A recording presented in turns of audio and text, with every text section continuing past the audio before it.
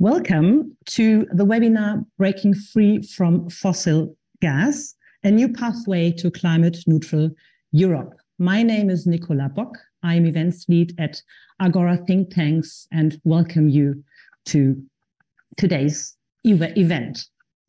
To become climate neutral by mid-century, the EU needs to get out of fossil fuels in the power, in the buildings, and in the industry sector, in all 27 member states. Sounds complex?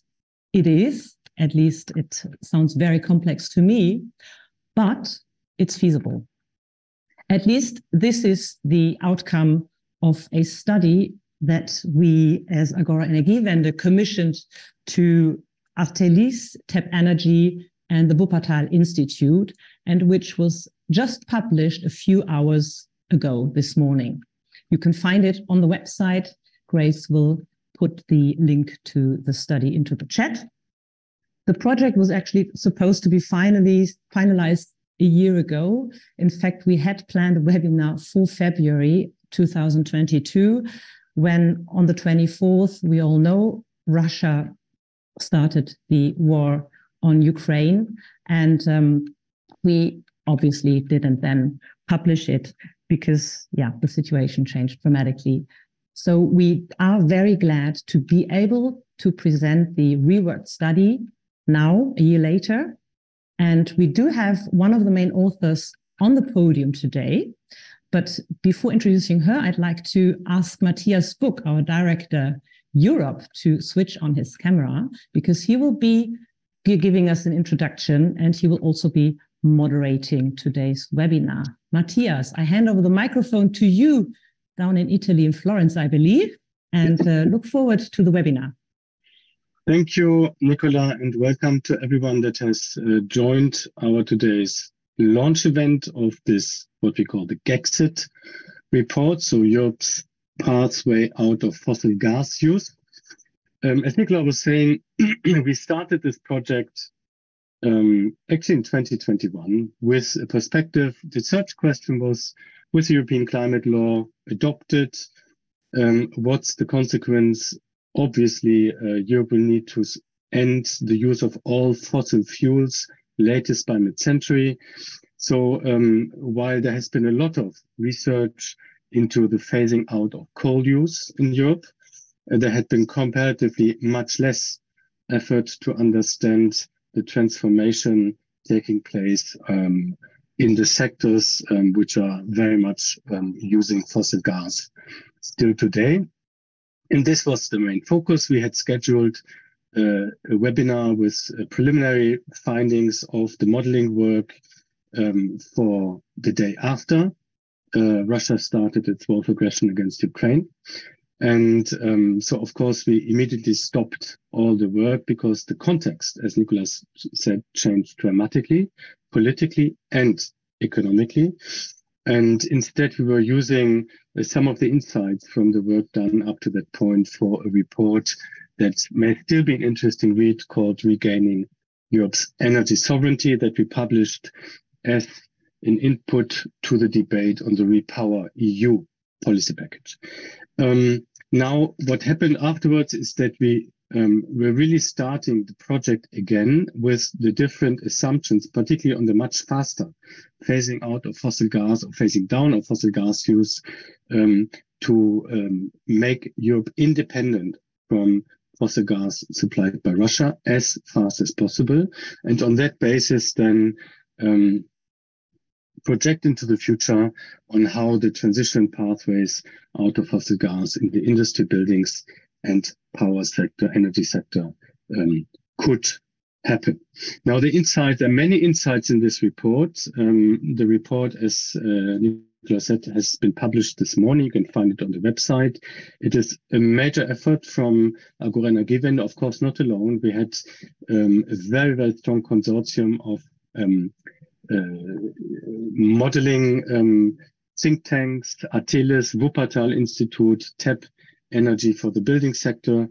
And we also double-checked and stress tested the findings from the EU27 modeling pathway with national partners in 9 countries, predominantly East, Southeast European countries, which in the past have had a very high reliance on fossil gas from Russia. So it's a really collaborative effort, a major effort from the team. The project was led by Muriel Ganibard, who is today with me on this panel, and my colleague Andreas Graf, who is currently on parental leave, and for very positive reasons, as you can take.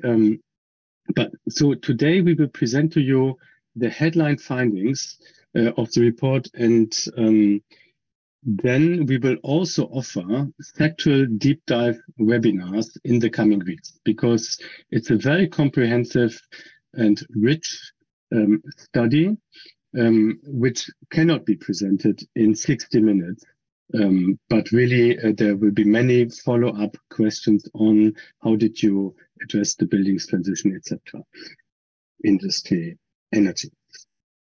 I want to thank everybody in today's team, so Nicola, Robert, Grace, Muriel, for doing this webinar jointly. And perhaps we just now go straight into the presentation. No? Muriel, will you share the screen, or who is presenting the slides? So welcome, Muriel.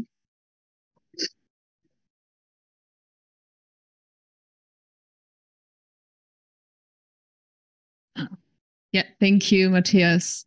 I'm sharing the screen right now. It should appear in a second. Yes, I can see it. So this is the name of the study, Breaking Free from Fossil Gas. Next slide, please, Muriel. So I just say a few words on what we try to achieve with the study. As I said, climate neutrality means an end to the burning of fossil fuels.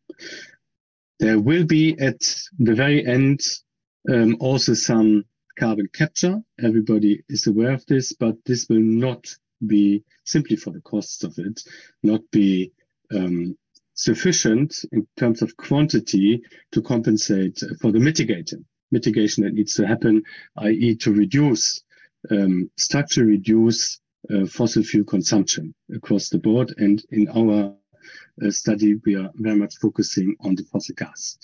Some of the basic assumptions up front.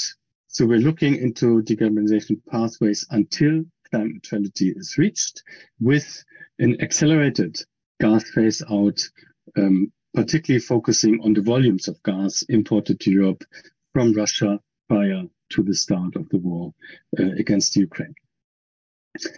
We are focusing on long-lasting demand reductions as opposed to short-term behavioral change. That's important because some of the scenarios out there also rely significantly on behavioral changes like turning your room temperature down, etc. This is not what we have put into our report, but on that end, actually, it's quite conservative. So we are not relying on behavioral change to achieve the demand reductions that we can see going forward.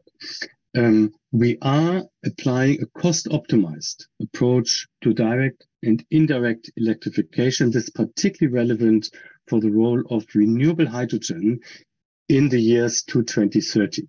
And we present some of the findings there. Modeling was done in 5-year steps for buildings, power, industry, some infrastructure. We did not model transport and agriculture, but we're using existing modeling efforts for those sectors to complete the full picture on the overall greenhouse gas emissions balance.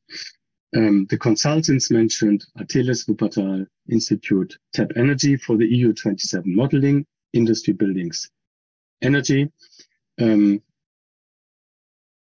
plus some of the modeling of agriculture.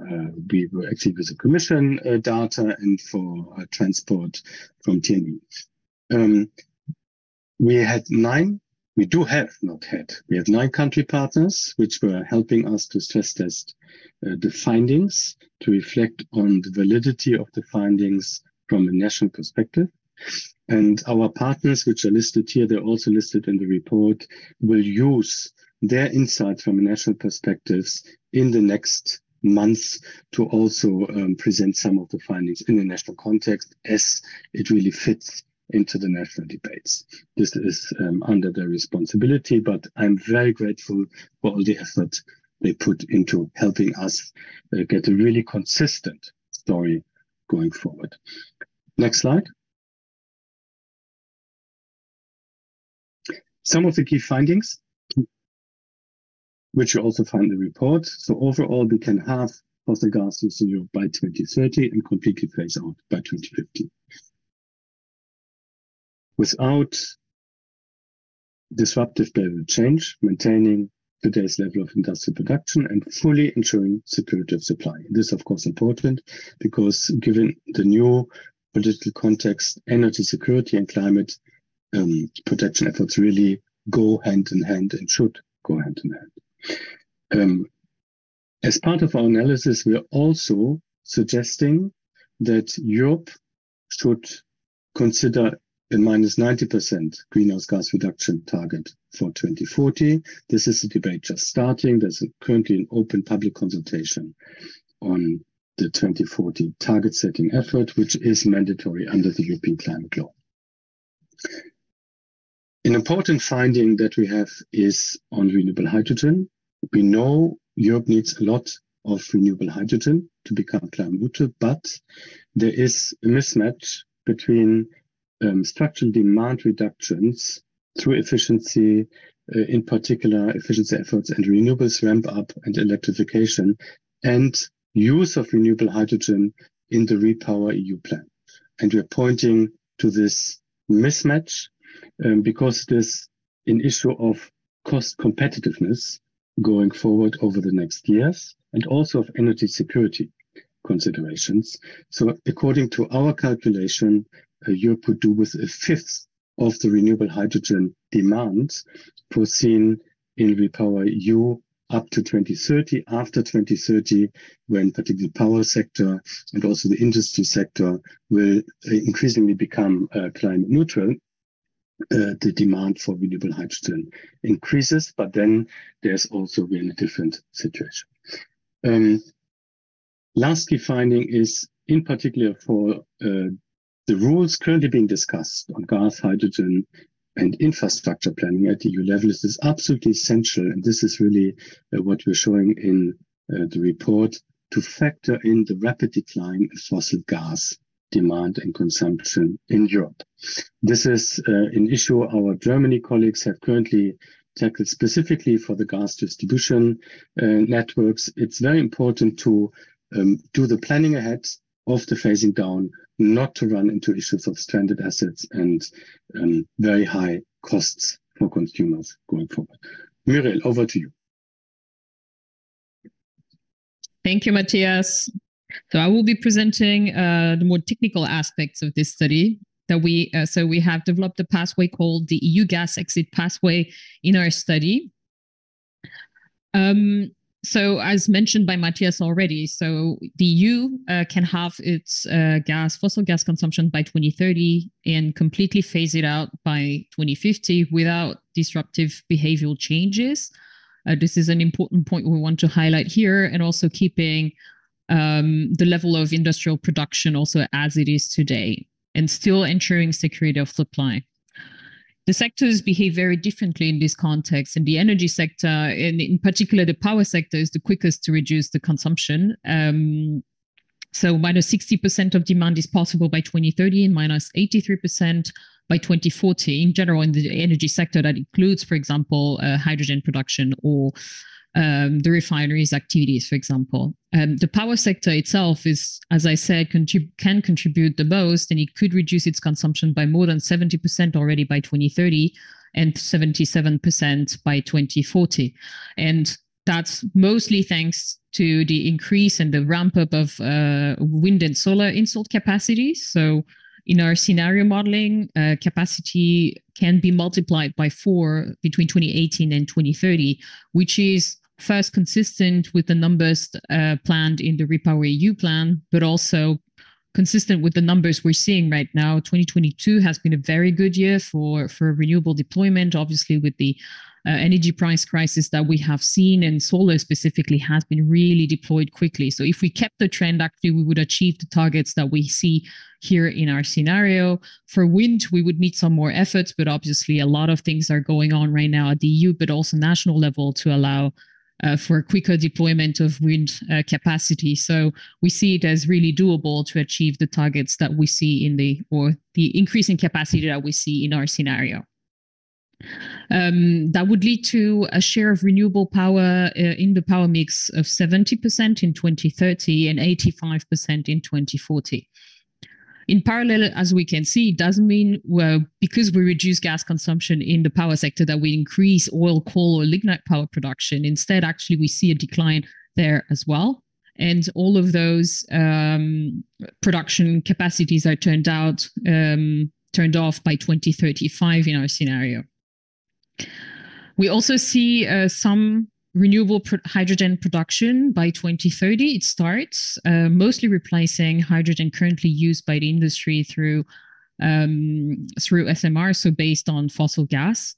Hydrogen only starts playing a role in the power sector starting 2035, actually, in our scenario, due to mostly cost competitiveness compared to wind and solar. Power demand in general, obviously, will increase in our scenario, like in most others, thanks to the electrification of most of the sectors, including transport, buildings, but also the industry, and also the production of renewable hydrogen in future, mostly after 2030.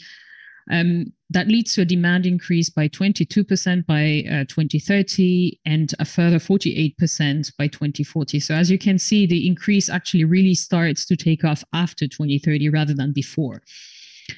One observation, additionally, the refineries, obviously, either they close down or they switch to e-fuel production by 2040, mostly due to the electrification of transport. It was mentioned by Matthias earlier. We didn't model the transport sector. We integrated a scenario that was published 2 years ago by Transport and Environment that foresees mostly the electrification of road transport. That explains as well that we need much less oil-free fuel use.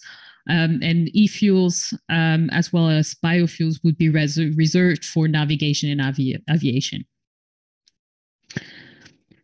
In the building sector, we observe that we can be almost fossil gas-free by 2040.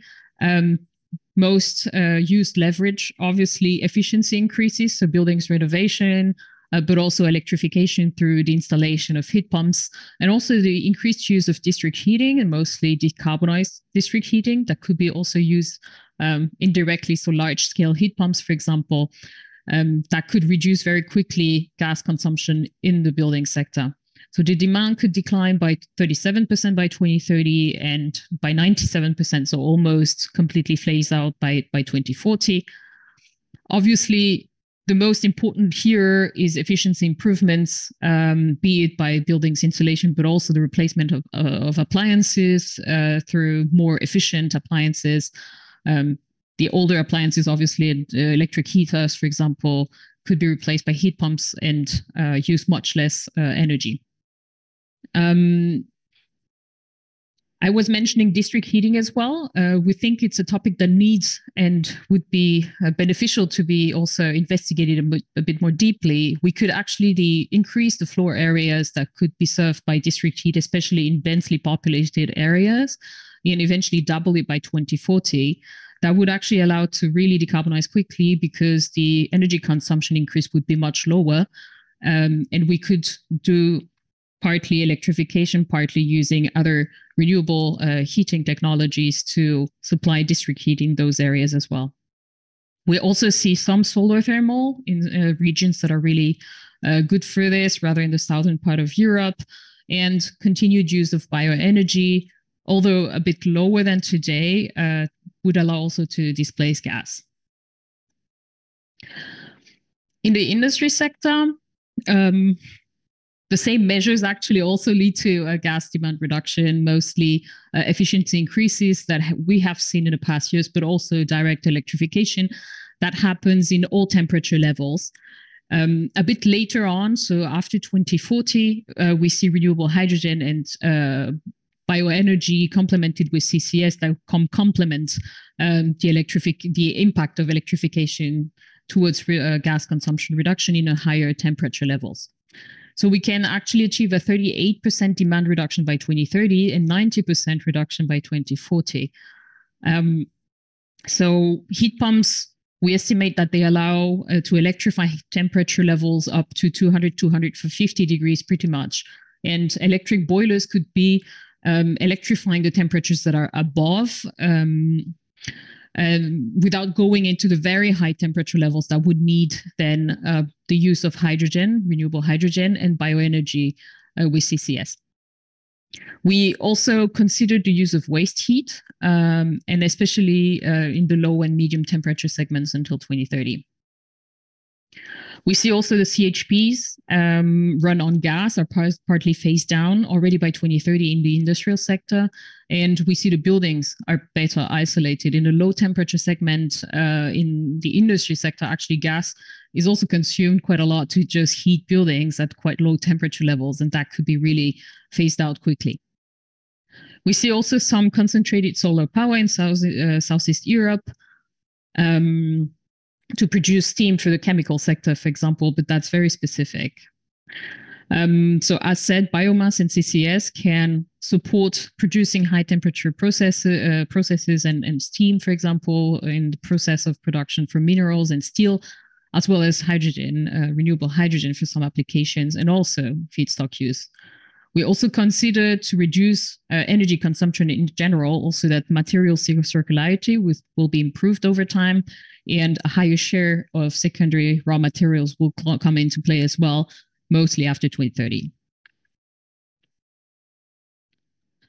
Overall, from the scenario, we see that Europe, through the decline of gas, but also oil and coal consumption, can reduce its dependency on imports in general, and rely more on domestic sources, especially by 2050. So you can see on the left side here on the graph, we can see the share of imports for fossil gas only. So the light blue part is the imports. And obviously we rely currently a lot on imports, more than 80%.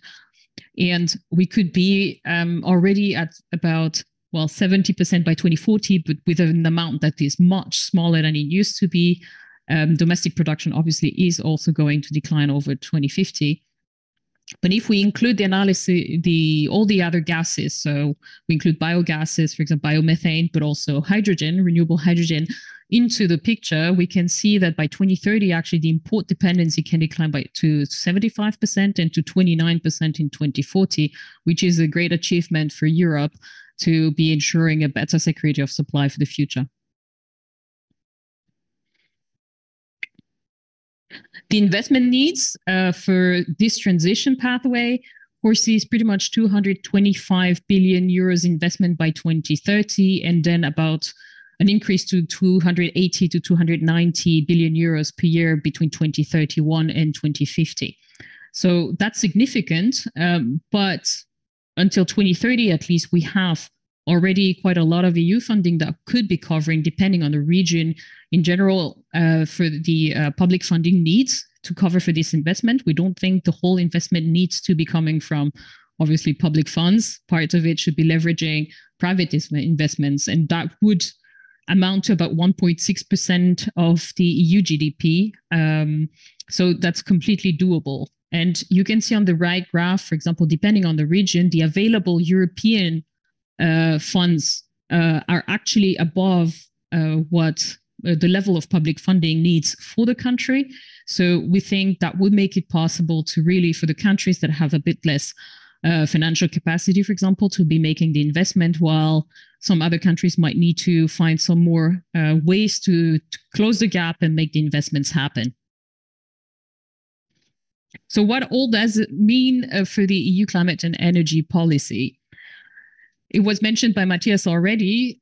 What we see in our scenario that we can achieve, so we saw in the pathway minus 89% GHG emissions reduction by 2040. So we think in the upcoming discussions on the 2040 emissions reduction target, we should aim at minus 90% compared to 1990 levels. The first proposal from the Commission is awaited by latest the end of the year. The discussion and the debate at the EU level is going to start very soon. And we think it's important to have in mind what is possible. That would actually allow to avoid 3.3 gigatons more of emissions as well, accumulated compared to the EU's 2020 climate target plan. And that's significant enough to consider it seriously. We, in this study, we modeled actually the buildings industry and energy sector, but we didn't model the other sectors, which means we integrated. So the transport sector is quite ambitious. And as I said, is based on a lot of electrification. But the agriculture, waste, and LULUCF were covered by rather either targets or scenarios that were published by the European Commission until now, which means if we were to be more ambitious on those sectors as well, we could achieve even possibly more by 2040 or make it easier for the other sectors also to achieve their targets. In general, everybody agrees the last 10% of the emissions will be the hardest to mitigate. And so the quicker we have to act actually very quickly by 2040. So we have enough time and resources as well to reach net zero by 2050. Towards this target, we consider as well that we don't actually need as much renewable hydrogen as foreseen right now in the REPowerEU plan. So here on the graph, you can see a comparison between our scenario results, considering only here renewable hydrogen. So historical use of hydrogen based on fossil gas is not included, but we can see we're pretty much half the amount of what is foreseen or what was foreseen in the Fit for 55 package. And the REPowerEU plan that came to propose ways to phase down gas consumption very quickly, obviously pushed a number that is very high regarding the use of hydrogen by 2030 already, including ammonia, so hydrogen derivative, and parts of it produced locally, obviously, and parts of it imported.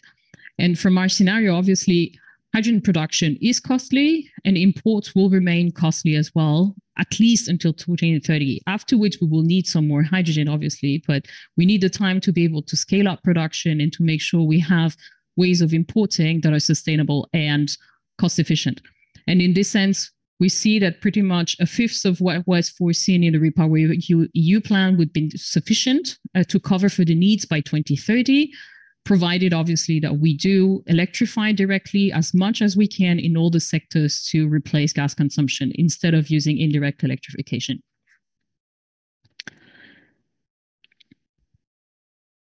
Also, this hydrogen, we considered it to be needed to be prioritized, and it will remain, in our view, mostly in the industry sector. So currently using already hydrogen, so we need to replace the currently used fossil-based hydrogen first, and then you integrate the use of hydrogen in the sectors that need it the most. So high temperature heat processes, especially, for example, we talk a lot about steel and chemicals. It will also come into play a bit later, as you can see. So the demand increases towards 2035 to 2040. And as you can see, it's also partly in the power sector to produce gas in times of low wind and sun, but also in the transport sector to produce synthetic fuels.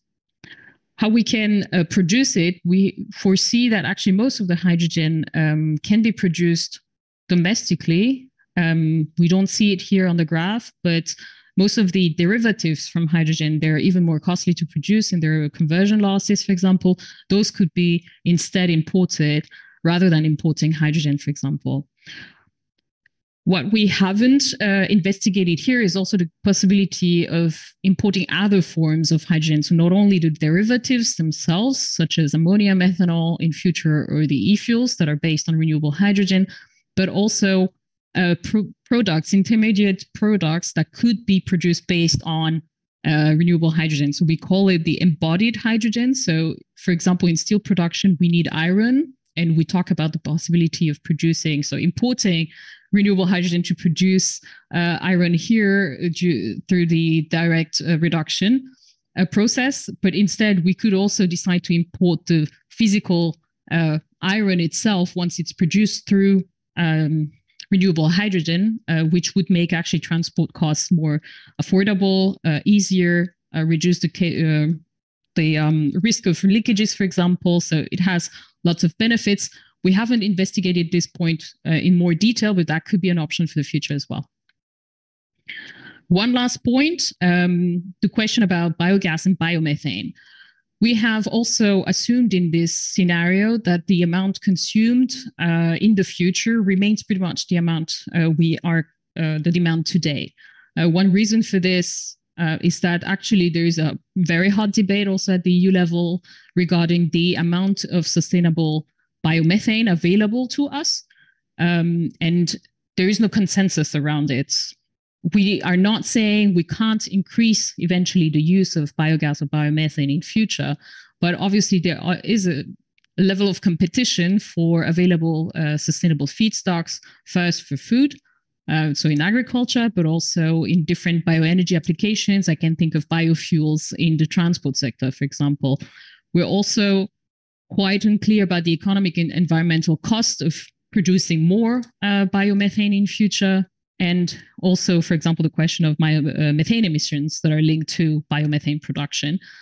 All those aspects we consider to be not clear enough for us to be able to think that biomethane is a solution to replace fossil gas in future. So we decided it would be considered to be pretty much capped at the level that we have today. But the modeling results actually showed that we don't need even as much. So it pretty much stagnates until 2040. But then actually by 2050, we have even less demand without having actually any sort of cap. So we actually can reduce fossil gas consumption and phase it out by 2050, even without using a large amount of biomethane. We wanted to question the proposal in the REPowerEU plan of having 35 BCM of biomethane target, which is much higher, pretty much double the amount that we have here in our scenario.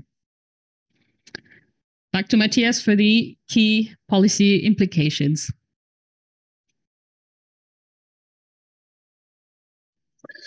Thank you, Muriel. So you see it's a very rich set of information coming from the work. And as I was saying before, there will be sectoral deep dives that we will offer in the next weeks, also involving the consultancies that helped us with the different sectoral modeling. So you can really go into direct dialogue also with our experts there to get the full picture, be it on industry, energy, or buildings. Now, there's a lot that's currently happening at the EU level in policy and regulatory terms relating to molecules and the role of gas. The one that's not strictly speaking, but including this is the starting debate on the Europe's future 2040 greenhouse gas reduction target. There's currently a public consultation open, seeking input on first ideas. The newly established Scientific Advisory Board on Climate Change will be supporting this discussion and help the European Commission come forward with some specific ideas on the 2040 target setting. My expectation is at this point that the Commission will, because it's obliged under the European climate law to present some ideas latest 6 months after the global stocktake, the Commission will at this point probably go for some kind of well-argued options and then leave it to the next Commission taking office end of 2024 to propose a specific target for 2040. That's the current discussion here. Our modeling effort shows that minus 90% reductions by 2040 would be a realistic contribution of Europe to the global fight against the climate crisis. There are many points emerging from our modeling which clearly call into question some of the regulatory debate on gas and methane ongoing at the European level, gas, methane, and hydrogen. The gas package, gas and methane package, is coming to closure. We expect the trilogues to start fairly soon. What really is important, and I think that's the key message, is the need to anchor in really robust terms an obligation to prepare for the phasing down of fossil gas demand. What our study, but also other studies, clearly show is that we will not see a one-to-one replacement of fossil molecules by non-fossil molecules. This is not the case. This is a story that's currently told in many quarters, but this is not what a cost-efficient decarbonization pathway would suggest. But we will see a much reduced use of molecules, non-fossil molecules in the future in a decarbonized world.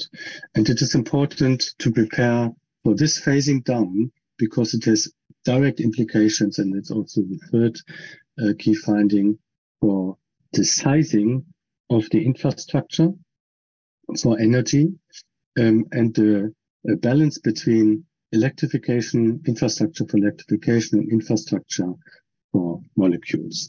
And this balance really needs to be, we need to get right in order to avoid stranded assets and much too high costs for consumers and taxpayers. So this is really something which I'm still missing in the debate on gas, hydrogen, methane at European level. Instead, there is a narrative that you can read in some of the legislative proposals that we would see a replacement of fossil by non-fossil molecules pretty much one-to-one, and need to prepare the market for this. The market needs to prepare primarily for a rapid decline in volumes in the market. And this is raising all kinds of other questions, including on how do you police healthy competition in a shrinking market. So putting this out, it's something that we will likely need to come back to because the debate on the gas package is fairly far advanced. The debate on the EPBD, Emissions Performance and Buildings Directive, is still ongoing. And one of the important points here is a signal to end the sale of fossil gas burning equipment in buildings. This is absolutely essential from a climate perspective. It is also important to explain that this is not a banning debate, but it's much more an enabling debate. It needs to be developed in context of enabling households to anticipate the need to shift from fossil-based heating systems to renewable-based heating systems, to connected to, as Muriel was showing, much larger district heating networks. So this really is a debate that needs to be fairly fast advanced. We are trying to help this debate in Germany, but of course it's challenging because, as we all know, my home is my castle. And if you want to change my heating system in the basement, I really need good arguments for that. So it's really an important debate, but the signal we need in the legislation is that there is an end to the sale of fossil gas burning equipment for heating homes. Member states in Europe are obliged under the Energy Union Governance Regulation to prepare national energy and climate plans. And to update these plans, the target date is actually in 4 weeks from today. They should prepare drafts of those plans. Now, I would expect that countries will really want to anticipate the final outcomes of the Fit for 55 legislative package and what it means domestically before they really put some of the details to the numbers. But what is important, and this is also one of the messages, the phasing down of fossil gas demand, because of the infrastructure implications, because of the implications of shifting energy carriers from molecules to electricity in particular, and really articulating what this means going forward is a key challenge. And the work that we have done with our think tank partners in the several countries that were participating in kind of getting the consistent story in the EU 27 modeling will hopefully enable those national debates to come with very good ideas on the NCPs going forward. I think that's it, Muriel, for our initial presentation. So we still have the key messages. Yes, so the key messages, you also find them in the report. I will not go through it again. It's a bit more detailed here. Perhaps the only point I wanted to make is on the gigatons greenhouse gas budget. There is something innovative in the European climate law. In the past, we debated European climate targets, so greenhouse gas reduction targets. As such, we didn't look into the greenhouse gas budget. There's a controversial debate on how much of is this really politically helpful, scientifically sound, but the legislator decided when adopting the European climate law that the European Commission would be obliged to present an indicative remaining greenhouse gas budget for Europe from 2030 to climate neutrality when it presents its 2040 proposal of the greenhouse gas reduction target. And so we have done the calculation based on the pathway resulting from the modeling, how large this greenhouse gas budget would be. And it's 40.3 gigatons remaining greenhouse gas budget that we are calculating, which is significantly lower, 3.3 gigatons lower than what is projected in the Commission's 2020 climate target plan, which underpins the Fit for 55 legislative package. So this is a debate that will happen as part of the discussion on setting Europe's climate target for 2040, and we wanted to make this contribution there. So I leave it here and let's see.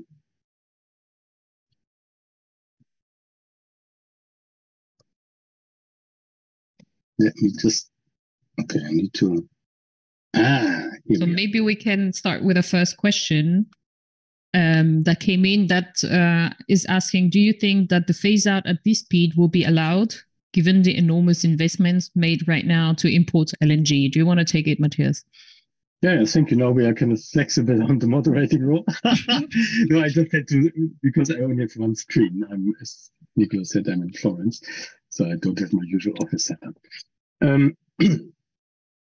So we've had, so our study points to, let's say, the risk of overinvesting into LNG import capacity. And we have seen, if I remember correctly, like 6 weeks ago, there was a report specifically assessing gas demand development in Europe and LNG import capacity. And essentially saying we have already achieved a situation where the existing LNG import capacity is by a factor of at least 2 above what we will need in absolute numbers as of 2030, when the gas reduction will really start to reduce the volumes. So this is important. It's important for 2 things. It's important for how much more. Do we need any more LNG import capacity? This is probably a debate that needs to happen also from a security of supply perspective. So if we need, you really need to have very strong arguments that it needs to be here, because overall, we have already sufficient LNG import capacity, and we have an internal market for gas in Europe. So the gas flows freely within Europe. So from a security of supply perspective, we should be already on the safe side. This being said, there's also a question out to what extent, with how much additional investment you can repurpose LNG import terminals into preparing them for importing renewable hydrogen.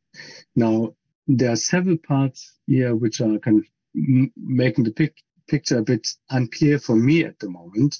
And this includes the debate on the real costs of renewable hydrogen imports and in which forms they will be imported to Europe to be cost-effective contributions to Europe's energy transition. And I think that the picture really has been developing further. We are understanding better details of how renewable hydrogen can be transported, in which forms, and the balance between importing through pipelines vis-a-vis importing through ships.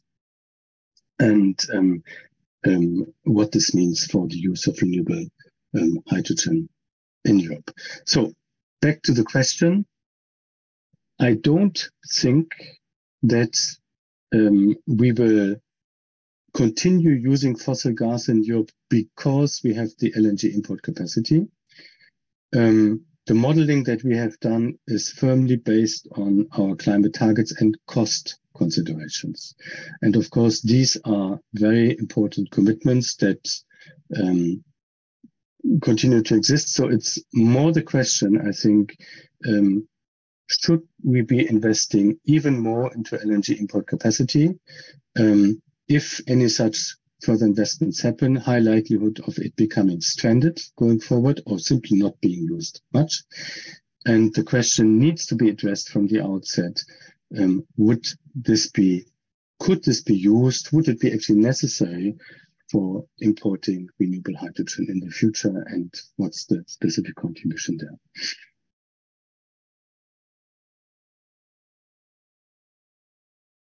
Muriel, do you want to take there was this, many questions to you. A very clear question on the modeling approach. So how did we approach the issue of cost optimization? Because as you were saying several times, this was a kind of a key decision-making factor, particularly also when it comes to the direct, indirect electrification story that you were presenting. Yes, sure. Thanks, Matthias. So it was actually a quite complex process because, as you know, we worked with 3 consultants. So what we did is basically model, depending on, obviously, based on the assumptions that we have made on how the demand would evolve or how much the industrial output should look like until 2030, 2040, 2050, how the building sector could turn out to be according to population level, for example, and surface per person in the different countries. We have made a modeling work for each of the sectors separately with our consultants. So Artelis for the power sector, Wuppertal Institute for the industry sector, and TEP Energy for the building sector. Once the results were there, or we had first draft results, Artelis modeled taking into account all the demands and different energies that would be needed for the scenario, how this energy could be supplied until 2050. So integrating as well the scenario from TNE for transport and agriculture, etc. And once we had this result, we have had a round of discussion internally, but also with our 9 partners that we have presented earlier to see the plausibility of those first results. And we have, based on it, made amendments and run a second round of modeling in each of the sectors, and again in the supply sector. We did it 3 times in overall. So it is how we have taken into account the different trade-offs and also the interactions between the sectors and made sure that the overall picture makes sense, because obviously otherwise we could end up with having a lot of one of the energy in total. Even if it makes sense in one of the sectors, it doesn't make sense of the whole picture for the whole scenario and for the whole of the EU. So that's how the modeling work was carried out. And that's why also the work took quite a lot of time because of all those consultations and iterations that we have had. There was a question I will answer directly also regarding the variability of renewable energy supply, obviously because we will have, as I said, a lot of renewable power, especially. So I think about more than 85% by 2040 already. And how is this dealt with? Obviously, the results of the modeling is considering security of supply 100%. So that means whatever we came up with shows that every hour, so it's also like an hourly optimization. So over the course of a year, in every 5-year steps, we check that every hour security of supply is ensured. And that is actually also why we see some hydrogen in the power sector after 2040 mostly. It comes as a backup, mostly also run on gas power plants that are being converted partly in the future, that we consider that will support the power sector, so to say, to also supply energy when there is a bit less of wind or sun, which are actually only a few hours in the year, mostly in the winter. and that we could supply through those flexibility options. Hydrogen power production is only one way, obviously. We will have more batteries. We have battery electric vehicles, for example, that could also supply some flexibility. The heat pumps were considered as well to play a smaller role, obviously, than the batteries themselves, but to be able to also flexibilize demand in future. The same goes with demand management in the industry, for example. So there are different flexibility options that came into play to ensure security of supply is there with almost 100% renewable power system in future. Mm-hmm. Thank you, Mireille. I'm seeing we have 5 minutes left. I just want to, and there's a whole range of, let's say, very technical questions on some of the trade-offs, efficiency, different technologies, storage, etc. There is two things. There is several annexes to the report which present in summary some of the modeling assumptions.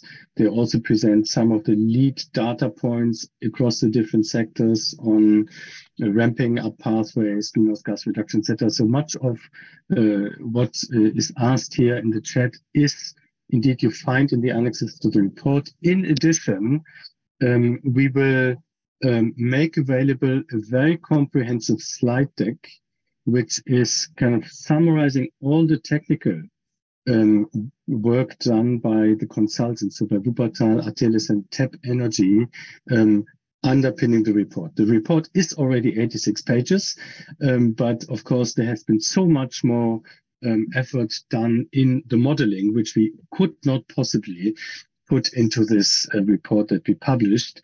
And this will be made available in form of a slide deck. And I think this will then be a very good background material for the sector webinars that we will do in the next weeks for the different sectors. So please bear with us on this, that we don't reply to this today. I just want to pick up one question because it links very much to the recent debate or the current debate we're having on the Net Zero Industry Act. So what we did not do in this modeling effort is to look into rare materials and the availability of rare materials or components, etc.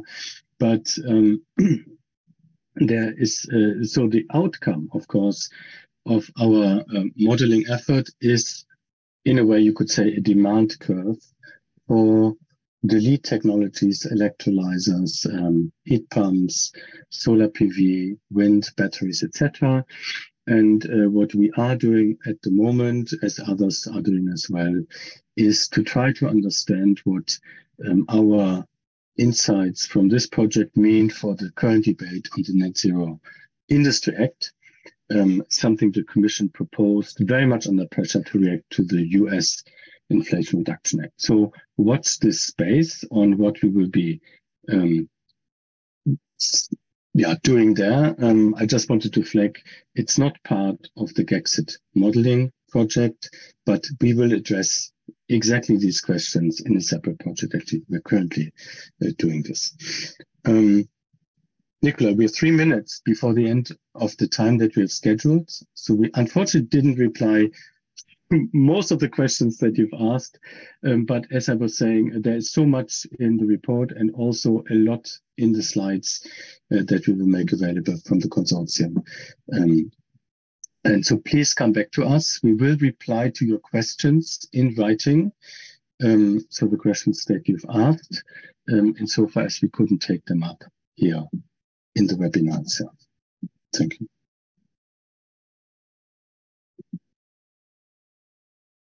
Nicola, is it possible you're muted? I cannot hear you. And perhaps before, so thanks to everyone. Thanks to everyone in the team. I think it was a well-orchestrated webinar, except that Nicola was unplugging her microphone. Yes, so you can all tell I left my seat for a minute. Sorry for that. You wanted to finish your sentence? Sorry, no, I'm done. I was finishing on a note of thanks to you, Grace, Robert, and everyone else involved in this project. There were many, many colleagues, major effort, and I hope you take the time to read and really benefit from the work colleagues put into this. It's on the website. The link has been posted. The recording will also appear on our website these days, so you can rewatch or send it or share it to your network. Thanks a lot, Matthias and Muriel.